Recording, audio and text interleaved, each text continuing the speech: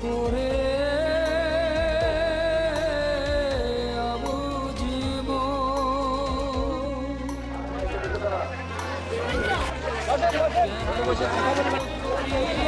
ওরে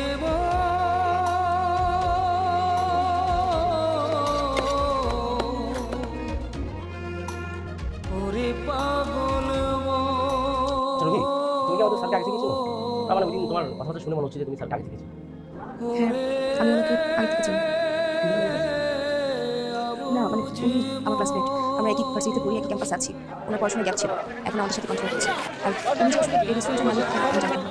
আমরাও আসলে জানতাম না। আর স্যার তো দেশে বাইরে ছিলেন, 6 মাস হিসেবে দেশে আসছেন। আমার বাবা অনেক বিজনেস আছে, সব কিছু ঠিক আছে। আমাদের হোটেল বিজনেস, তারপর ব্যাংক হাউস, এরকম আর অনেক রেস্টুরেন্ট আছে, সব কিছু স্যার জানতেন। ফার্স্ট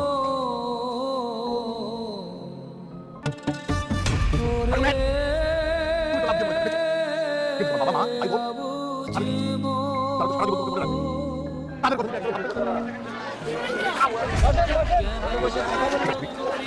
তোমার ফোন নাম্বার বলো, আমি তোমার ফ্যামিলিকে জানাবো। ভাইয়া ফোন নাম্বার বলো। তোমার মা বাবা ভাই বোন কেউ না? পাগল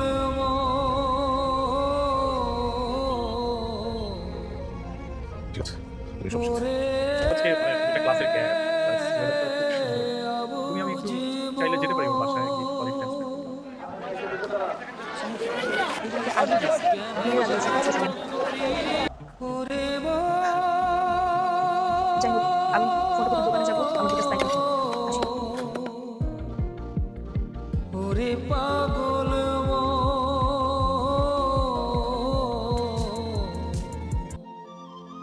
ওরে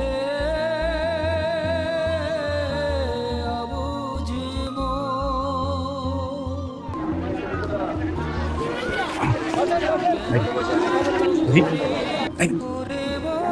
এখানে কি করো? আচ্ছা যাবো। এই তুমি এখানে দাঁড়িয়ে আছো কেন? আসো, ভেতরে আসো। ওরে পাগল আজকে আমি তোমাদের একটা খুবই গুরুত্বপূর্ণ টপিক নিয়ে আলোচনা করব। তোমরা অবশ্যই নোট রাখবে, কেমন? তুমি জি স্যার, না না বসো। Thank you. কি যেন নাম তোমার? কমলেশ। সন্দেশ। খুবই সুন্দর। Thank you sir. তুমি তোমার ফ্যামিলির অনেক আদরের, তাই না? একদম। ঠিক আছে তোমার স্যার ফ্যামিলিতে বাবা আছেন, আমি দুজন। পেপারস দেখেছি, তুমি গ্যাপ দিয়েছো। তুমি তো অলমোস্ট কমপ্লিট করে ফেলেছিলে, এখন আবার এখানে এসে সেকেন্ড ইয়ারে ভর্তি হলে কেন?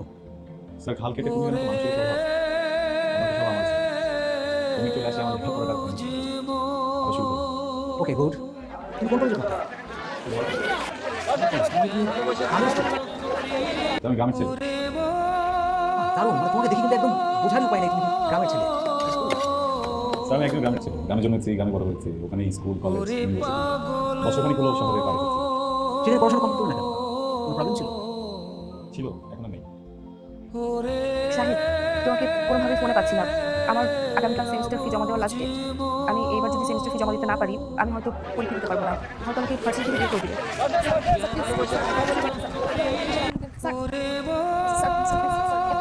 আমার বাবা খুব অসুস্থ স্যার, বাড়ি থেকে এখন টাকা পাঠাতে হবে।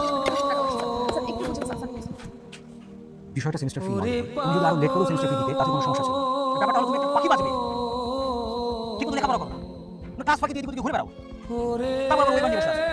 তোমার ওইবার আগামী semester sir sir please sir sir এবার মধ্যে শেষ হলো কতগুলো রিটেক আছে তোমার মাথায় আছে? লেখাপড়া ব্যাপারটাকে একটু ভালোভাবে ঠিক করো। এবারের মতো তোমার সেমিস্টার ফি সাবের কল্যাণ ট্রাস্ট থেকে অ্যাডজাস্ট করা হয়েছে। আর তুমি তো জানো অসচ্ছল এবং চাকরিজীবী স্টুডেন্টদেরকে সাবের কল্যাণ ট্রাস্ট হেল্প করে থাকে। ওদের হেল্প পাওয়াতে তুমি কিন্তু তোমার লেখাপড়াটা কন্টিনিউ করছো। তো এটা কিন্তু তোমার শেষ চান্স। তুমি বাসায় এসো না, আমি বলতেছি ঝামেলা হয়ে যাবে বাবা। Don't.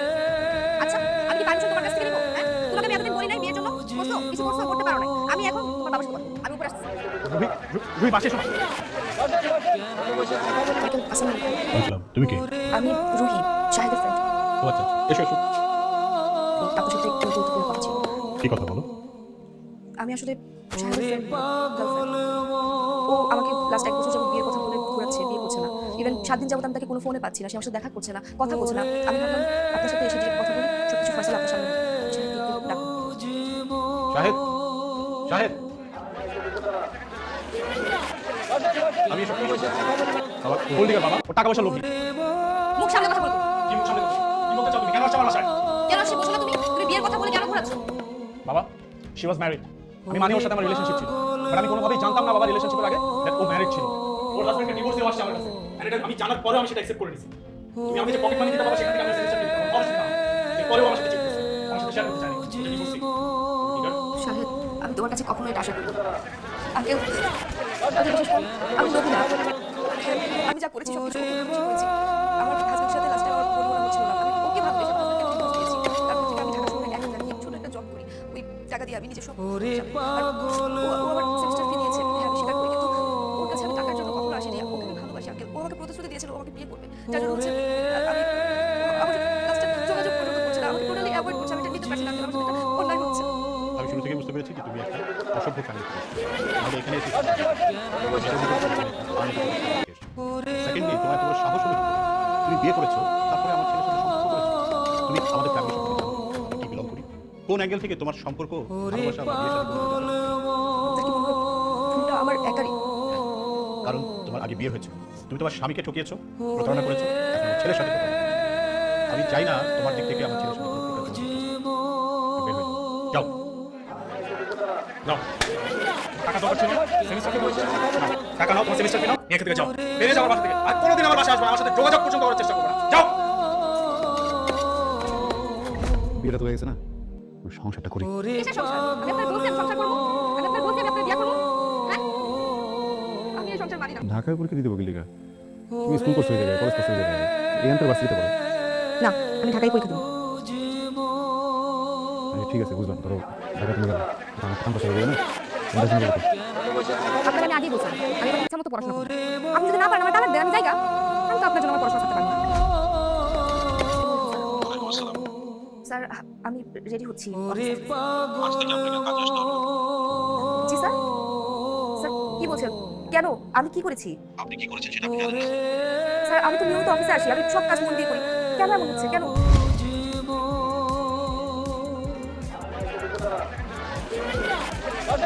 আজকে কথা বলে আপনাকে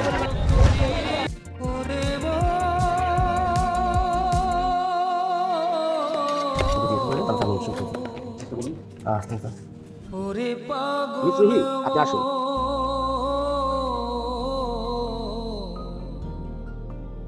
ওরে আবুঝিব সন্দেশ আমি তোমাকে আসলে পরিশ্রম মানুষকে কতটা সফল করে সেটা তোমাকে দেখে বোঝা যায় কি নাম আপনার রুহি ওরে রুহি, আমি কি আপনাকে চিনি? পাগল সিমন সাহেব দেখুন আমাদের তো রেস্টুরেন্ট বিজনেস তাই না ওরে এমপ্লয়ীদের ম্যানার থাকাটা ইম্পর্টেন্ট আবুঝিব বুঝুন স্যার আপনার হচ্ছে আপনি না একটা বলেন আমার সব কিছু ওকে আছে আমি তো ভেবে ফেলেছি আমার জবটা হয়ে গেছে আপনি বলেছেন আপনি বলে জবটা হয়ে যাবে তো জবটা কেন হচ্ছে না আমি কিন্তু আপনাকে একটু আগে একটা কথা বলছি যে আমাদের এমডি সাহেব যদি আপনাকে শিওর না করেন সেক্ষেত্রে আমরা আপনাকে শিওর করতে পারবো না এবং আমাদের স্যার তো আপনাকে শিওর করেন স্যার স্যার বিশেষ করে আমি অনেক প্রবলেমে আছি আমার জবটা খুব দরকার আপনি প্লিজ একটু বোঝার চেষ্টা করুন আপনি একটু বোঝার চেষ্টা করুন যে আপনার চাকরিটা হচ্ছে না আপনি চলে যান প্লিজ স্যার আমি কি কোনো ভুল করেছি আমার মনে হচ্ছে আপনি কিছু ভুল করেছেন দেখুন আমি কিন্তু 6 মাস যাবো আমার স্যার স্যার আজকে যেভাবে কথা বলেছেন স্যার তখন কথা বলে ঠিক আছে আসুন স্যার একটু কিছু করুন স্যার প্লিজ একটু বোঝার চেষ্টা করুন স্যার আমি কিন্তু আপনাকে ভদ্রভাবে বলছি আমি কিছু করে রাখবো প্লিজ আরে প্লিজ স্যার সরি স্যার আমার ভুল হয়ে গেছে আমি ভুলটার সাথে আপনাকে মিলে ফেলেছি আমি আপনাকে আসলে চিনতে পারি স্যার আমি এটা কখনো করবো না স্যার সরি স্যার আমার এই জবটা খুব দরকার স্যার আমার বাসা ভাড়া সেমিস্টার ফি সব কিছু বাকি আমার হয়তো এই জবটা না পেলে আমার জীবনটাই থেমে যাবে স্যার আমি কিছু করতে পারবো না আমি জীবনে শুধু পড়াশোনাটাই করতে চাইছি আর কিছু করতে চাই না আমার জন্য কখনো খারাপ কিছু পড়াশোনা করবো স্যার কখনো খারাপ কিছু করিনি স্যার স্যার আপনি আপনি যা বলবেন আমি সেভাবে চলবো আপনি যা যা করতে বলবেন তাই করবো আমি কাজটা মন দিয়ে করবো স্যার স্যার প্লিজ অবশ্যই জবটা দেন sir please sir please sir please sir sir sir sir ওরে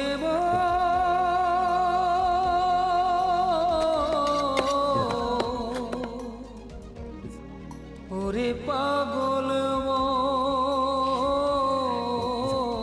জি sir okay sir please Rohit ওরে আপনার চাকরি হয়ে গেছে আজ আমরা কথা বলবো থ্যাংক ইউ স্যার ওয়েলকাম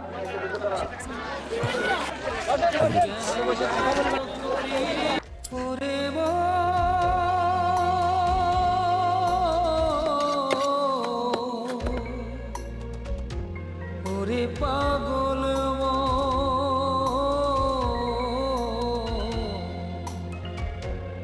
ওরে আবুঝি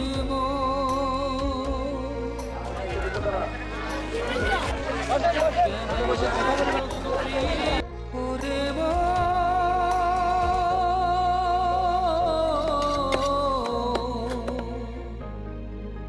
ওরে পাগল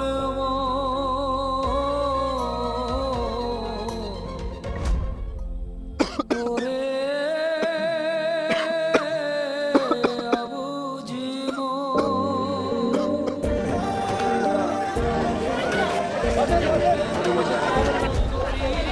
ওরে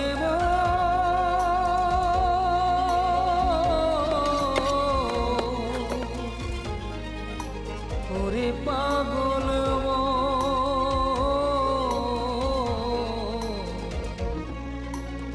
ওরে আবুঝি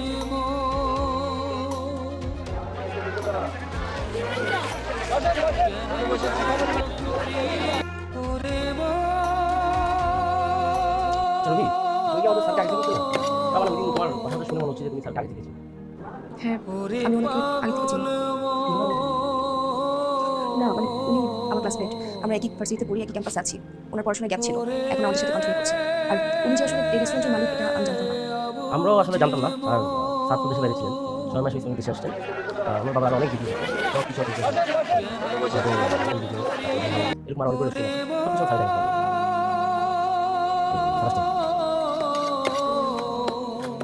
ফাইলগুলো আমাদের অফিসের সবার স্যালারি বিলসগুলো আদার্স কস্টগুলো সব বাদ দিয়ে 27 লাখ টাকা অফিস চার্জ। আর এখানে কাগজ ডিপো রেন্ট টাকা রেস্টুরেন্টের সব ডিটেল। তোর প্রথমে হিসাব চেয়েছি। বাবা এরকম করলে তো হবে না। আমি তো একটা দায়িত্ব নিয়েছি, নিজের চেক করে আছি। টাকা পয়সার বিষয়, ব্যবসার বিষয়, আচ্ছা সব বাদ দিলাম। আপনি এটা দেখে আমার ভালো প্লিজ। যে ছেলে তার স্ত্রীর জন্য শেষ সম্বলটা বিক্রি করে দেয়, আমি তার কাছ থেকে হিসাব নেব। দেখ বাবা, তুই ছাড়া আমার আর কে আছে? এতদিন এগুলো সব আমি কষ্ট করে সামলেছি। তুই সামলা। আমাদের তো কোনো তুই করে চালা। খারাপ মানুষ। বাবারা খারাপ।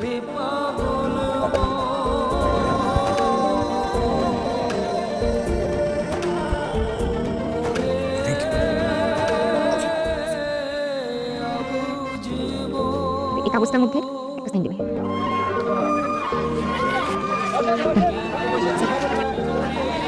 দেন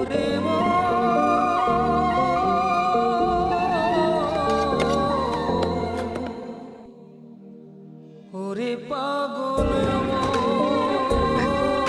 thank you so much.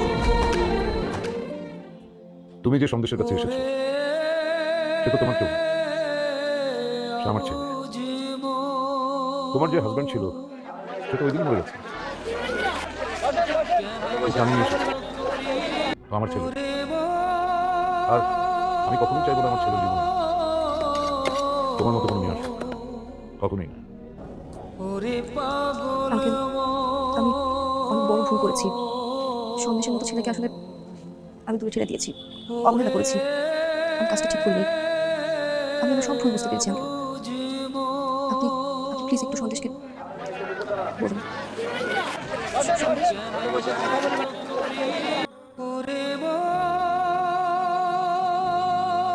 Sandesh, Sandesh, আমি ভুল করেছি। আমি তোমাকে ডিভোর্স দিয়ে শাহিদের কাছে গিয়েছি। আমাকে তোমার কোনো কিছু দিতে হবে না, পড়াশোনার জন্য কোনো খরচও দিতে হবে না। আমি নিজের যোগ্যতা দিয়ে পড়াশোনা করে চাকরি করে টাকা পয়সা উপার্জন করবো। সন্দেশ, আমি শুধু চাই তোমার পাশে তোমার বোন হিসেবে স্বীকৃতি পেতে। কি শেষবারের মতো সুযোগ পাচ্ছেন? Please. রবি, আমার মনে হয় তোমার এখন যাওয়া উচিত। Please, তুমি এখান থেকে যাও।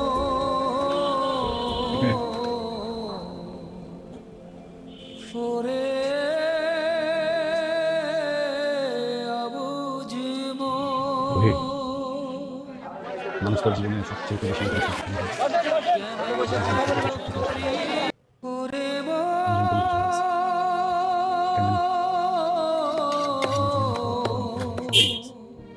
আমার বুদ্ধির পরে ওরে পাগল কিন্তু তোমার বিয়ে করছিলাম আমার কাছে তোমার সৃষ্টিকর্তা তোমার মাধ্যমে আমার কাছে পরিবার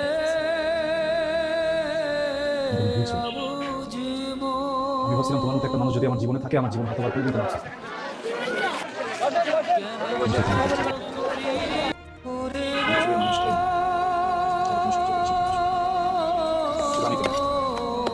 যে ছেলেটার জন্য আমাকে ছেড়ে গেছিল না ওরে ওই ছেলেটাও